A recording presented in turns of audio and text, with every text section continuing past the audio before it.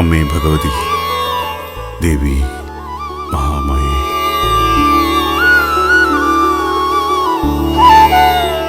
അമ്മേ മഹാമായേ.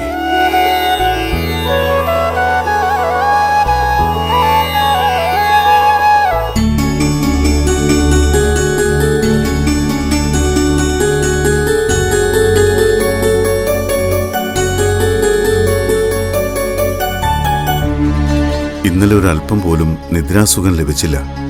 അനുജത്തി ഒരു ഘോരവനത്തിൽ തനിയെ ഉള്ളപ്പോൾ എങ്ങനെയാണ് ഉറങ്ങാൻ കഴിയുക? തിരുമേനി, അമ്മയുടെ തിരുമുൻപിൽ നിന്നുള്ള ലക്ഷണങ്ങൾ വെച്ച് നോക്കിയാൽ പഞ്ചമിയുടെ യാത്ര ശുഭമാണോ എന്നറിയാമല്ലോ. തമ്പുരാൻ ക്ഷമിക്കണം, ചില വിഘ്നങ്ങളുണ്ടെന്ന് തോന്നുന്നു. എന്താ തിരുമേനി? നടയടച്ച് മന്ത്രങ്ങൾ ചൊല്ലിക്കൊണ്ടിരിക്കുമ്പോൾ നിറദീപത്തിൽ ഒരു തിരി അണഞ്ഞുപോയി. അതും ദേവീ വിഗ്രഹത്തിന് നേരെയുള്ള തിരി. ലക്ഷണം എന്താണ് തിരുമേനി? നമ്മുടെ മനസ്സ് പറയുന്നത് തമ്പുരാട്ടിക്കുട്ടി ഇപ്പൊ ഏതോ വലയത്തിലാണ്. ദുഷ്ടതകളുടെ ഒരു വ്യൂഹം, അതാണ് കാണാൻ കഴിയുന്നത്. തമ്പുരാൻ, തമ്പുരാൻ, തമ്പുരാനെ, എനിക്ക് വേണ്ടി ഇങ്ങനൊരു യാത്ര പോകരുതെന്ന് എത്ര ആവശ്യപ്പെട്ടിട്ടും പഞ്ചമി തമ്പുരാട്ടി അത് കേട്ടില്ല. ഇതിനപ്പുറം ഒരു കാത്തിരിപ്പ് വേണ്ട. ദയവ് ചെയ്ത് അങ്ങ് പടയുമായി കാട്ടിലേക്ക് ചെന്ന് തമ്പുരാട്ടിക്കുട്ടിയെ കണ്ടെത്തണം. എന്താ തിരുമേനി? അങ്ങനൊരു സൂചന നമുക്ക് കിട്ടിയെങ്കിലും ദേവി കൈയൊഴിയില്ല. അത് സത്യമാണ് തമ്പുരാൻ. മാത്രമല്ല, തീരുമാനമനുസരിച്ച് പ്രഭാതത്തിൽ പഞ്ചമി തമ്പുരാട്ടി വീരശൈവ പുഷ്പവുമായി തിരിച്ചു വരേണ്ടതുമാണല്ലോ. വേണ്ട, ഇനി ഒന്നും കാക്കണ്ട. എന്റെ അപേക്ഷയാണെന്ന് കരുതി തമ്പുരാൻ എങ്ങനെയെങ്കിലും കാട്ടിലേക്ക് പോയി പഞ്ചമി തമ്പുരാട്ടിയെ കൂട്ടിക്കൊണ്ടുവരൂ. എനിക്ക് ഈ ഗതി വന്നത് എന്റെ പൂർവ്വജന്മ ദോഷം കൊണ്ടായിരിക്കാം. അത് ദൈവഹിതമാണെങ്കിൽ മനുഷ്യനെ കൊണ്ട് തിരുത്താൻ കഴിയില്ലല്ലോ. പഞ്ചമി തമ്പുരാട്ടിക്ക് അരുതാത്തത് എന്തെങ്കിലും സംഭവിച്ചാ അത് ഈ ദേശത്തിന് സഹിക്കാൻ പറ്റില്ല, തമ്പുരാന് സഹിക്കാൻ പറ്റില്ല. എത്രയും പെട്ടെന്ന് പുറപ്പെടു തമ്പുരാൻ. യാത്രയുടെ ദുർഘടങ്ങൾ മുഴുവൻ നാം പറഞ്ഞപ്പോ അനുജത്തി എന്നോട് പറഞ്ഞത് ദേശമംഗലത്തമ്മയിൽ വിശ്വസിക്കാനാ.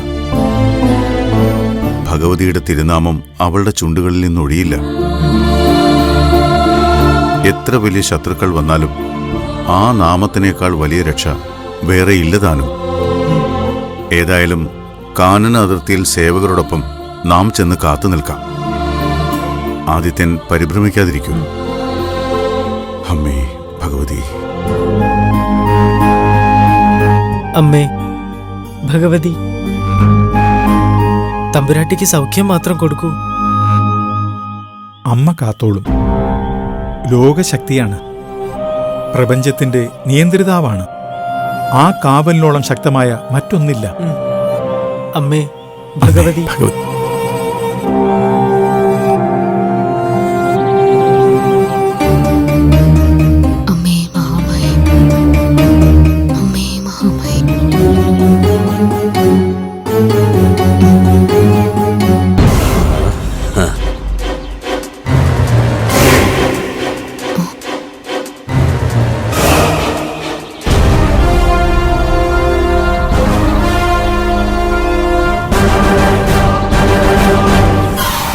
ആരാണ് നിങ്ങൾ? നിങ്ങളെ ഏട്ടൻ തമ്പുരാൻ എന്റെ സുരക്ഷയ്ക്ക് വേണ്ടി ഏർപ്പെടുത്തിയതാണോ? അല്ല, ഭഗവതിയുടെ സുരക്ഷയ്ക്ക് ആരും ഞങ്ങളെ ഏർപ്പെടുത്തിയതല്ല. ഞങ്ങൾ സ്വയം തീരുമാനിച്ച് ഭഗവതിക്ക് കാവലിരുന്നതാണ്. അമ്മേ ഭഗവതി, അടിയനെ കാത്തുരക്ഷിക്കാൻ ഇവിടെ ആളുകളെ ഏർപ്പാട് ചെയ്തല്ലോ. ഈ കാട്ടിൽ നിന്ന് നിനക്കിനി പുറത്തു പോകാൻ പറ്റില്ല. എന്താണ് കാരണം? എനിക്ക് കാവലായി ഭഗവതിയുണ്ട്. ഞാൻ വന്നത് വീരശൈവ പുഷ്പം പറിക്കുവാനാണ്. താമസിയാതെ അത് എന്റെ കൈകളിൽ വന്ന് ചേരും. അതുമായി ഞാൻ പുറപ്പെടുകയും ചെയ്യും. പക്ഷെ ഇന്നലെ മുതൽ നിന്നെ കണ്ട് ഞങ്ങൾ വല്ലാതെ മോഹിച്ചുപോയി. ഇനി നീ ഈ കാട്ടിൽ ഞങ്ങൾ 4 പേരുടെയും ഭാര്യയായി തുടരണം. അസംബന്ധം പറയാതിരിക്കൂ. ഞാൻ ദേശമംഗലം തമ്പുരാന്റെ ഇളയ സഹോദരിയാണ്. എനിക്ക് മാർഗതടസ്സം ഉണ്ടാക്കിയതായി ഏട്ടനറിഞ്ഞാൽ ഈ നിമിഷം പടയെടുത്ത് ഇങ്ങോട്ട് വരും. പിന്നെ നിങ്ങൾക്ക് ഇത്തരം അബദ്ധം പറയാൻ നാവും ശിരസും ഉണ്ടാവില്ല. മര്യാദക്ക് ഞങ്ങളെ അനുസരിക്കുന്നതാ നിനക്ക് നല്ലത്. ഇല്ലെങ്കിൽ നീ ഇനി ജീവനോടെ ഉണ്ടാവില്ല. നിനക്ക് യാതൊരു കുറവും ഉണ്ടാവില്ല. ഇനിയുള്ള കാലം നമ്മൾ 4 പേരുടെയും മഹാറാണിയായി നിനക്ക് വാഴാം. സാധ്യമല്ല. എന്നെ പോകാൻ അനുവദിക്കൂ. എനിക്ക് വീരശൈവ പുഷ്പവും കൊണ്ട് എത്രയും വേഗം ദേശമംഗലത്തമ്മയുടെ നടയിലെത്തണം. പ്രാണൻ വേണമെങ്കിൽ ഞങ്ങൾ പറയും പോലെ അനുസരിച്ചോളണം, അല്ലെങ്കിൽ അരുത്.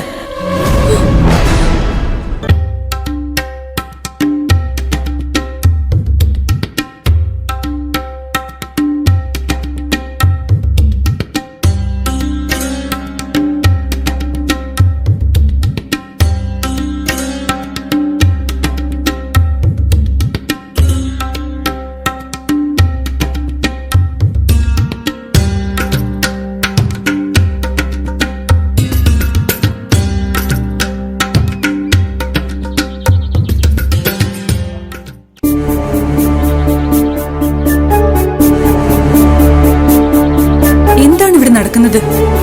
ധ്യാനം കഴിഞ്ഞ് കണ്ണു തുറന്നപ്പോൾ ഇവർ 4 പേരും എന്റെ മുന്നിലുണ്ട്.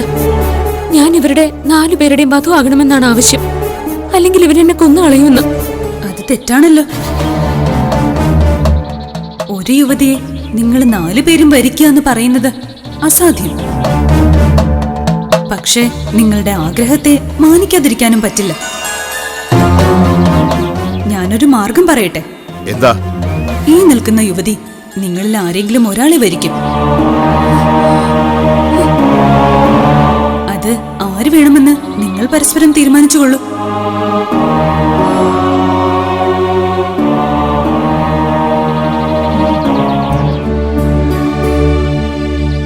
കായിക ബലത്തിൽ ഞാനാണ് മുന്നിൽ. ഈ സുന്ദരിയെ എനിക്ക് വേണം. കായിക ബലത്തിലും ബുദ്ധിശക്തിയിലും നിന്നേക്കാൾ കഴിവെനിക്കുണ്ട്. അപ്പൊ ഞാനല്ലേ വരിക്കേണ്ടത്? അതങ്ങ് മനസ്സിൽ വെച്ചാ മതി. പെൺകിടാവിന് ആവശ്യം സ്നേഹമാണ്. അതെന്നേക്കാൾ നൽകാൻ കഴിയുന്നത് വേറെ ആരുമില്ല. ഒരു കാര്യം ചെയ്യൂ. നിങ്ങളിൽ വീരൻ ആരാണോ അയാളെ പഞ്ചമി വരിക്കട്ടെ. ആഗ്രഹിച്ച പെണ്ണിന് വേണ്ടി പരസ്പരം മത്സരിക്കുന്നതിൽ തെറ്റൊന്നുമില്ലല്ലോ. നിങ്ങളിൽ ഒരാൾ ശേഷിക്കുന്നത് വരെ പൊരുതു. ശേഷിക്കുന്ന ആൾക്ക് പഞ്ചമി സ്വന്തമാക്കാം.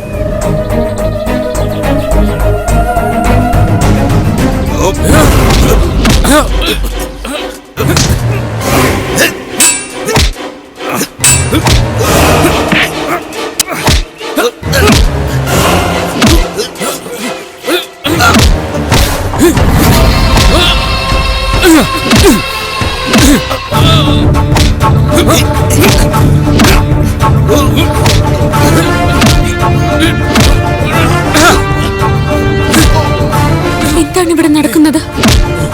യുദ്ധം അനിവാര്യമാണെങ്കിൽ അവരത് ചെയ്യട്ടെ. നമുക്കതിന് തടയാൻ പറ്റില്ലല്ലോ.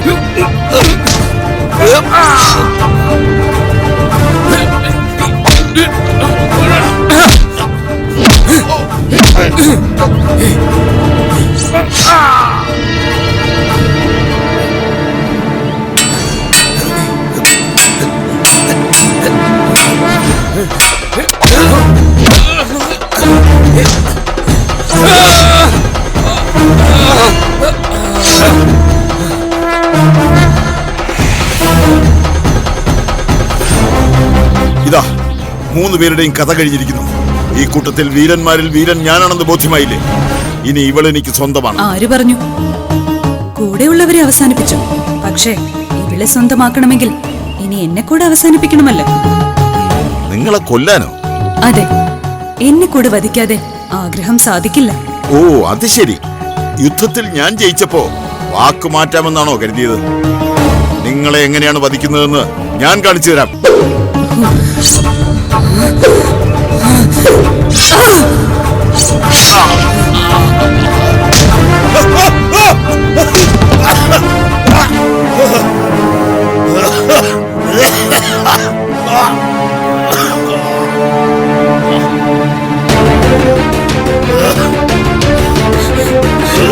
അയ്യോ, എന്തുപറ്റി?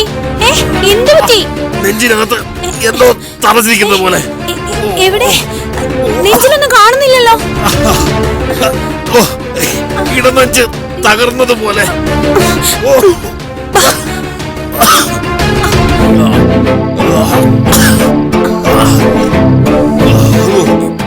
ദേഷ്യം തോന്നരുത്. പഞ്ചമിയെപ്പറ്റി ദോഷമായി ചിന്തിക്കുമ്പോ തന്നെ പലതും അനുഭവപ്പെടുന്നുണ്ട്. ഇനി അങ്ങനെ എന്തെങ്കിലും അവളിപ്പോ ചത്തിട്ടുണ്ടാവും. വൈദ്യരോട് വരാൻ പറയട്ടെ. രഹസ്യമായി മതി, അല്ലെങ്കിൽ തമ്പുരാൻ അറിഞ്ഞാൽ വ്യാഖ്യാനങ്ങൾ കൂടും.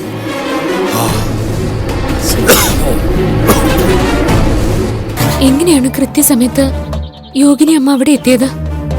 മരുന്നും മാർഗവും പറഞ്ഞു തന്ന കാട്ടിലേക്ക് അയച്ചത് നാമല്ലേ? അപ്പോൾ പിന്നെ പിന്തുടരാതിരിക്കാൻ പറ്റുമോ? യോഗിനി അമ്മ വന്നില്ലായിരുന്നെങ്കിൽ എന്റെ അവസ്ഥ.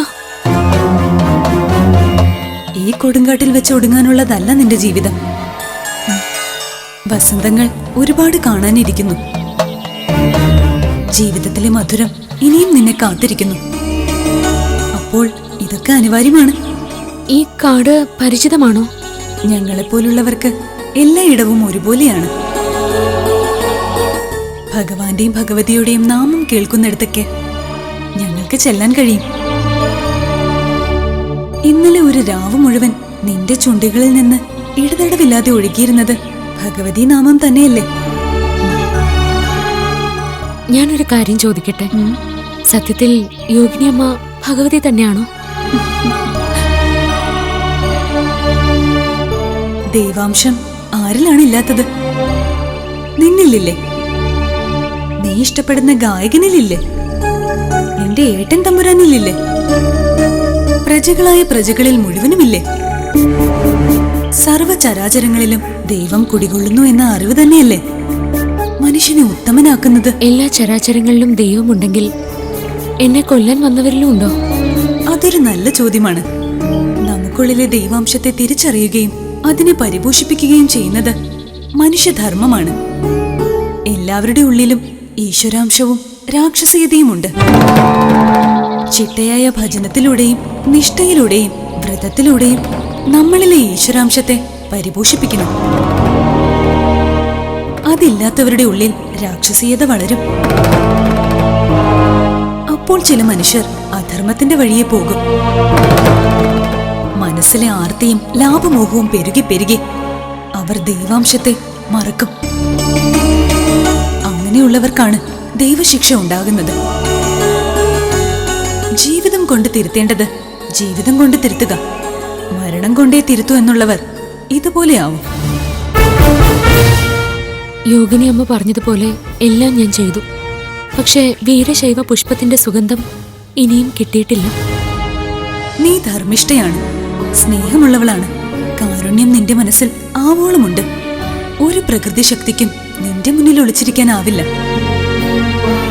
നിന്റെ പ്രിയപ്പെട്ടവന് വേണ്ടിയുള്ള ആ പുഷ്പം വിരിഞ്ഞു തുടങ്ങി. ഇനിയുള്ള ഇളം കാറ്റിൽ അതിന്റെ സുഗന്ധമുണ്ടാവും. ശ്രദ്ധിച്ചോളൂ.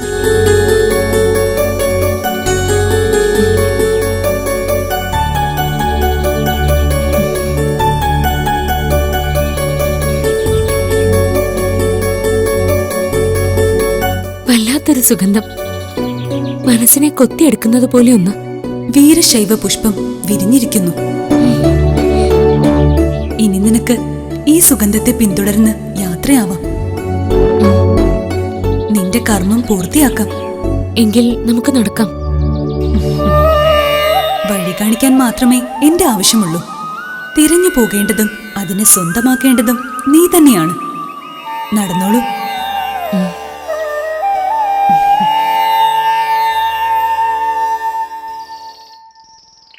പേടിക്കണ്ട, കാവലായി ഈ അമ്മ എന്നും ഉണ്ടാവും.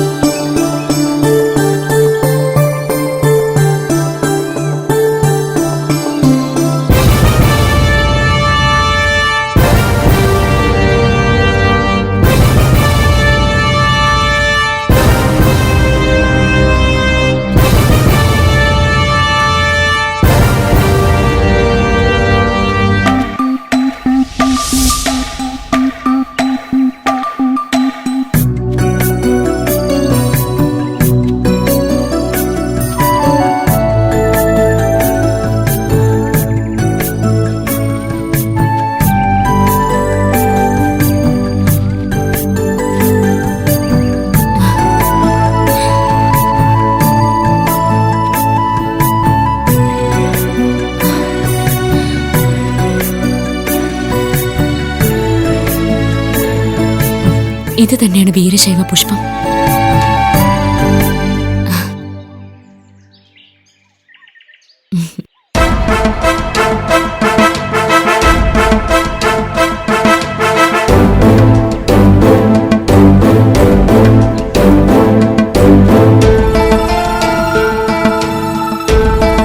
അനുജത്തിയെ കാണുന്നില്ലല്ലോ. തമ്പുരാൻ കാടിനകത്തേക്ക് നോക്കണോ? വേണ്ട, അങ്ങനെയല്ല അനുശാസിച്ചിരിക്കുന്നത്. കുറച്ചു നേരം കൂടി കാക്കാം. തമ്പുരാൻ ഉറക്കെ ഒന്ന് വിളിച്ചു നോക്കിയാലോ? ശബ്ദം കേൾക്കുന്ന ദൂരത്ത് എവിടെയെങ്കിലും ഉണ്ടെങ്കിൽ. പഞ്ചമി തമ്പുരാട്ടി, പഞ്ചമി തമ്പുരാട്ടി, പഞ്ചമി തമ്പുരാട്ടി. തമ്പുരാൻ ഇനിയിപ്പോ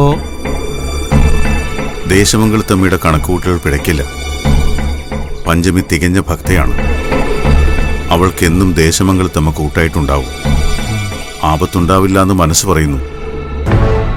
അമ്മേ ഭഗവതി. ഭഗവതി.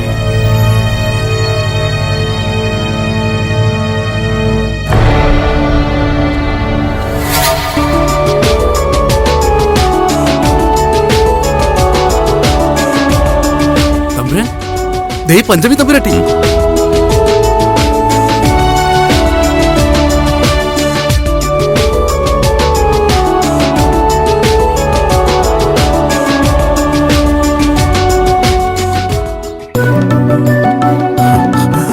അമ്മേ ഭഗവതി.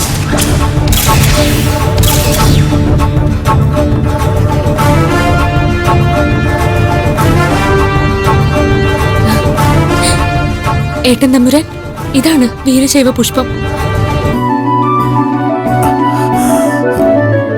മനോഹരം. ബുദ്ധിമുട്ടുകളൊന്നും ഉണ്ടായില്ലല്ലോ നിനക്ക്? ഒന്നും ഉണ്ടായില്ല. ദേശമംഗലത്തമ്മയുടെ സാന്നിധ്യം ഒരുപാട് തവണ തിരിച്ചറിഞ്ഞു. അമ്മേ ദേവി. ആപത്തിന്റെ തുടക്കങ്ങൾ വന്നപ്പോഴൊക്കെ അമ്മ അത് തടഞ്ഞു. ഇപ്പോഴാണ് നമുക്ക് സമാധാനമായത്. ഇതുവരെ മനസ്സിനൊരു പിടച്ചിലായിരുന്നു. ഏട്ടൻ തമ്പുരാൻ എന്തിനാണ് വിഷമിക്കുന്നത്? ദേശമംഗലത്തമ്മ കാക്കാതെ അനുജത്തിയുടെ ജീവൻ പോയാൽ തന്നെ ആ വിധിയെ സ്വീകരിക്കല്ലേ വേണ്ടത്? അങ്ങനെയൊന്നും പറയാതെ ഇനി എത്രയും പെട്ടെന്ന് നമുക്ക് ക്ഷേത്രത്തിലെത്തണം. ഗായകനുള്ള ചികിത്സ തുടങ്ങണം. ദേശമംഗലത്തമ്മ എന്റെ നാട് കാക്കും. ദേശമംഗലത്തിന്റെ പ്രിയപ്പെട്ടവളായ നീ നമ്മുടെ അഭിമാനവും കാക്കും. നീ ദേശമംഗലത്തിന്റെ വീരപുത്രിയാണ്. വരൂ.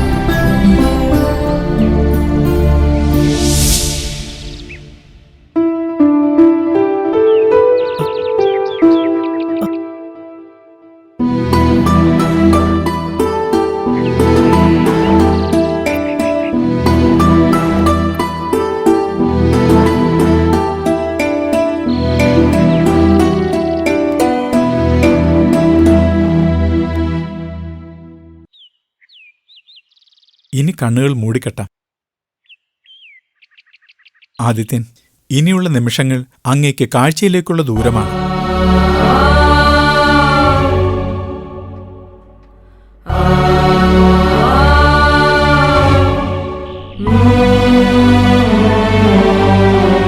ആദിത്യൻ, നിങ്ങളുടെ കാഴ്ചശക്തിക്ക് വേണ്ടി ദേശമംഗലം ഒന്നാകെയാണ് കാത്തിരിക്കുന്നത്. നാളെ പ്രഭാതത്തിൽ അങ്ങ് ഈ ലോകം കാണുന്ന കാഴ്ച കാണാൻ നാമും ഉണ്ടാകും ഇവിടെ. സന്തോഷം തമ്പുരാൻ. ജീവിതത്തിൽ ഒരിക്കലും ഇങ്ങനൊരു സംരക്ഷണം എനിക്ക് ലഭിച്ചിട്ടില്ല. ദൈവനിയോഗം കൊണ്ട് കിട്ടിയ അല്പസംഗീതവുമായി എത്രയോ ക്ഷേത്രങ്ങളിൽ അലഞ്ഞു നടന്നവനാണ് ഞാൻ. അവിടെയൊന്നും കിട്ടാത്തൊരു സുരക്ഷിതത്വം ഇവിടെ എനിക്ക് ലഭിക്കുന്നുണ്ട്. ദേശമംഗലത്തമ്മയുടെ ഈ തിരുനടയിൽ യോഗി മാതാവ് പറഞ്ഞതുപോലെ ഇന്ന് പകലും രാത്രിയും കണ്ണുകൾ മൂടി തന്നെ ഇരിക്കണം. നാളെ പ്രഭാതപൂജ കഴിയുമ്പോൾ ദേവിയുടെ തിരുമുമ്പിൽ വച്ച് കണ്ണുകളുടെ കെട്ടഴിക്കണം. അങ്ങയ്ക്ക് ആദ്യം കാണാനാവുക പൂർണ്ണ ചൈതന്യത്തോടെയുള്ള അമ്മയുടെ മുഖം തന്നെയാവും. വരൂ പഞ്ചമി, നമുക്ക് കൊട്ടാരത്തിലേക്ക് മടങ്ങാം. നാളെ പ്രഭാതത്തിൽ വരാം. ഇല്ല ജ്യേഷ്ഠ, നാളെ രാവിലെ ഇദ്ദേഹത്തിന്റെ കണ്ണിലെ കെട്ടഴിച്ചതിന് ശേഷം മാത്രമേ ഞാൻ കൊട്ടാരത്തിലേക്കുള്ളൂ. അതുവരെ ഞാൻ ഇദ്ദേഹത്തെ പരിചരിച്ച് ക്ഷേത്രത്തിൽ തന്നെ ഇരുന്നോളാം. വേണ്ട തമ്പുരാട്ടി, തമ്പുരാട്ടി പൊയ്ക്കോളൂ. ഇപ്പൊ തന്നെ കാട്ടിൽ അലഞ്ഞതുൾപ്പെടെ അവിടുന്ന് എനിക്ക് വേണ്ടി ചെയ്ത കാര്യങ്ങൾ ഒരുപാടാണ്. എല്ലാം അങ്ങനെ നിഷേധിക്കാതിരിക്കും ആദിത്യൻ. എന്റെ നേർച്ച ദേശമംഗലത്തമ്മയ്ക്കാണ്. ഒരു രാവും പകലും മുഴുവൻ കൊടുങ്കാട്ടിൽ കഴിഞ്ഞതിന്റെ ക്ഷീണമില്ലേ? എനിക്ക് കാവലായി ഇവിടെ ദേശമംഗലത്തമ്മയുണ്ട്. പിന്നെ എന്തുകൊണ്ട് തമ്പുരാട്ടിക്ക് കൊട്ടാരത്തിലേക്ക് പോയിക്കൂടാ? ചോദ്യങ്ങൾ ഇങ്ങനെ ആവർത്തിച്ചതുകൊണ്ട് എന്റെ മറുപടിയിൽ മാറ്റമുണ്ടാവുമോ? ഒരിക്കലുമില്ല. എത്രയും പെട്ടെന്ന് നേരം പുലരാൻ പ്രാർത്ഥിക്കുക. നാളത്തെ പുലരി അങ്ങേക്കൊരു പുതിയ തുടക്കമാവട്ടെ. അമ്മയുടെ അനുഗ്രഹത്താൽ കാഴ്ചയിലേക്കുള്ള തിരിച്ചുവരവ്. കഴിച്ചോളൂ.